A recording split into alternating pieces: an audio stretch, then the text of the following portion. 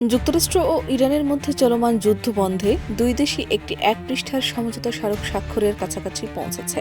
৬ মে শান্তি প্রক্রিয়ার সঙ্গে সম্পৃক্ত পাকিস্তানের একটি সূত্র আন্তর্জাতিক সংবাদ মাধ্যম রয়টার্সকে এ তথ্য নিশ্চিত করেছে। এর আগে মার্কিন সংবাদ মাধ্যম এক্সিওস এ সংক্রান্ত একটি প্রতিবেদন প্রকাশ করেছিল।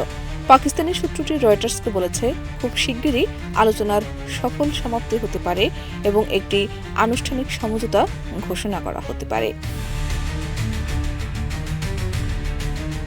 অন্যদিকে এক্সিওসের প্রতিবেদনে বলা হয়েছে, হরমুজ প্রণালীতে নৌ চলাচল স্বাভাবিক করতে যুক্তরাষ্ট্র যে সামরিক উদ্যোগ নিয়েছিল তা আপাতত স্থগিত রেখেছেন মার্কিন প্রেসিডেন্ট ডোনাল্ড ট্রাম্প।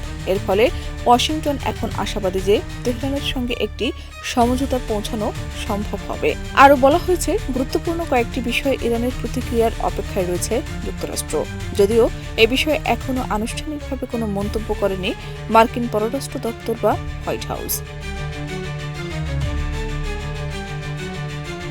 সম্ভাব্য চুক্তির শর্ত অনুযায়ী ইরান তার ইউরেনিয়াম সমৃদ্ধকরণ কার্যক্রম সাময়িকভাবে বন্ধ রাখতে রাজি হতে পারে। বিনিময়ে যুক্তরাষ্ট্র ইরানের উপর আরোপিত অর্থনৈতিক নিষেধাজ্ঞা শিথিল করবে এবং আটকে থাকা বিপুল পরিমাণ অর্থ ফেরত দেওয়ার বিষয়েও সম্মত হতে পারে।